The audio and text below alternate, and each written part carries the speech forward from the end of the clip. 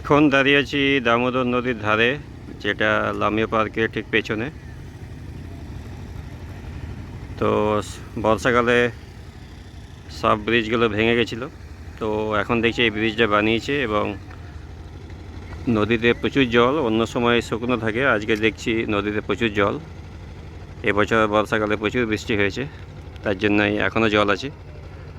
আর দুটো যোগাযোগ ব্যবস্থা দুটোই আছে, একটা নদী ব্রিজ, বাসের ব্রিজ, আর আরেকটা নৌকার সাহায্যেও যোগাযোগ আছে দুপারের মধ্যে। এই দেখুন নৌকায় করে বাইক মানুষ পার হচ্ছে। তো পরিবেশটা খুবই সুন্দর লাগছে, কারণ রোদ খুব একটা বেশি দেয়নি, হালকা হালকা ছাওয়া আছে আর নদীতে প্রচুর জল, তার জন্য পরিবেশটা ওভারঅল খুবই সুন্দর দেখতে লাগছে। বিকেলে আরও ভালো লাগবে। তো যাদের যেটাতে সুবিধা হচ্ছে সেটাতে আসা যাওয়া করছে নৌকা বা বাসের ব্রিজ দিয়ে।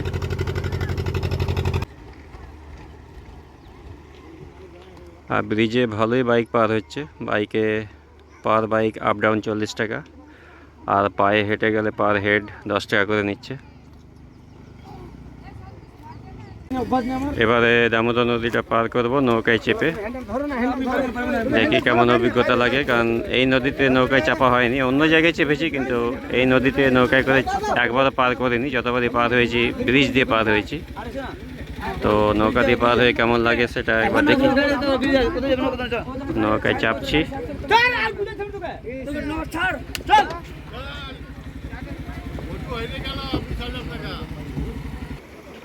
এই নৌকা ছেড়ে দিল। এই দেখুন নৌকা আস্তে আস্তে এগোচ্ছে অন্যদিকে।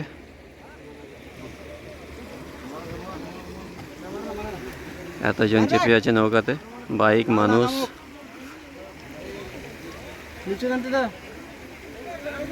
এবং জলের প্রেসার অনেক, এই দেখুন জলের কত প্রেসার। ভাইয়া নৌকার ইঞ্জিন চালু হয়ে গেছে, এরপরে নৌকা স্পিড নেবে। এই দেখুন এক প্রান্ত থেকে নৌকা বেরিয়ে গেছে।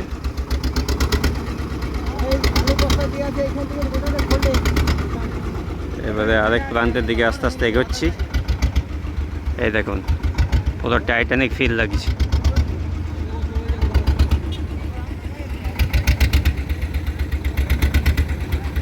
ওই দেখুন যে প্রান্ত থেকে আসছি সেই প্রান্তটা আস্তে আস্তে দূরে চলে যাচ্ছে, এটা দেখতে আলাদা লাগছে।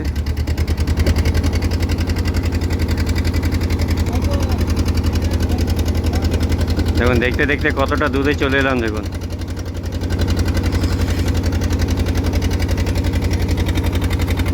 আর দূরে বাসের ব্রিজ দেখা যাচ্ছে, আর এদিকে আস্তে আস্তে আরেকটা নদীর ধারের দিকে এগোচ্ছি। আর সামনে ড্রাইভার বসে আছে।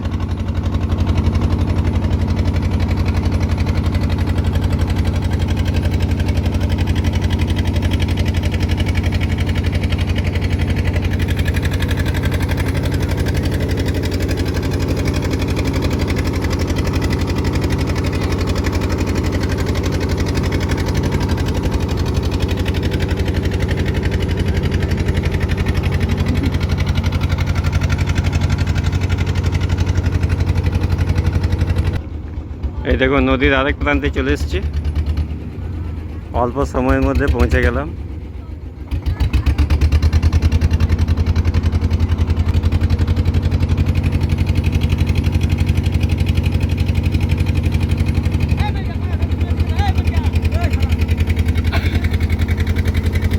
দেখুন দূরে ওই প্রান্ত থেকে এলাম, আর এই প্রান্তে গিয়ে নৌকাটা দাঁড়াবে।